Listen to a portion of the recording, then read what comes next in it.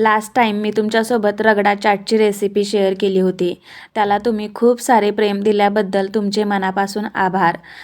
आता पाहूया पाणीपुरीची रेसिपी. पाणीपुरी बनवण्यासाठी रात्रभर वाटाणे जे आहेत ना ते भिजवून घ्यायचे आहेत आणि पिवळे वाटाणे इथे मी घेतलेले आहेत. त्याचबरोबर इथे 2 ते 3 बटाटे यामध्ये ॲड केलेले आहे. हळद मीठ टाकून कुकरच्या 7 ते 8 शिट्ट्या करून घ्यायच्या आहेत. 7 ते 8 शिट्ट्यानंतर तुम्ही इथे बघू शकता मऊसूद वाटाणासुद्धा शिजलेला आहे. तर स्मॅशरच्या साहाय्याने स्मॅश करून घेऊया. वाटाणा आणि बटाटा छान असा स्मॅश झालेला आहे, तुम्ही बघू शकता व्हिडिओमध्ये. यानंतर यामध्ये पाणी वाढवलेलं आहे थोडंफार. आता काय करूया, पातेलं जे आहे ना ते गॅसवरती ठेवूया आणि त्यामध्ये आपल्याला मसाले टाकायचे आहेत. तर मंडळी इथे पाणीपुरीचा वगैरे मी काहीच मसाला वापरलेला नाही आहे. अगदी घरामध्ये जे मसाले अवेलेबल आहेत ना तेच वापरलेले आहेत. जसे की हळद पावडर, जिरे पूड आणि लाल तिखट टाकलेला आहे.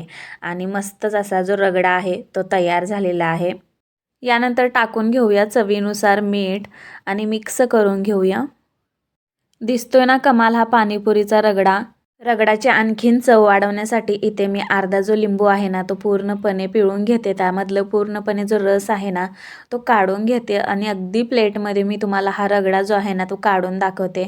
कशा पद्धतीने तयार झालेला आहे तुम्ही बघू शकता. मस्त जो रगडा आहे ना तो तयार झालेला आहे. तर आता काय करूया, पाणीपुरीमध्ये हा रगडा भरून घेऊया. तर इथे मी अगोदरच हिरवी चटणी, आंबट गोड चटणी करून ठेवलेली आहे.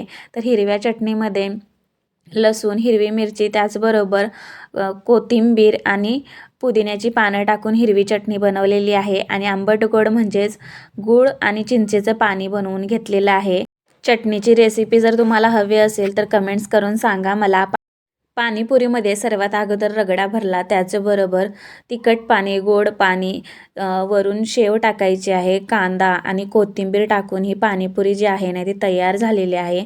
खायला एक नंबर लागत होती. बाहेर 20 रुपये 25 रुपयेमध्ये खाण्यापेक्षा तुम्ही घरामध्ये बनवून अगदी पोट भरून ही खाल आणि तुमचं मनसुद्धा भरेल.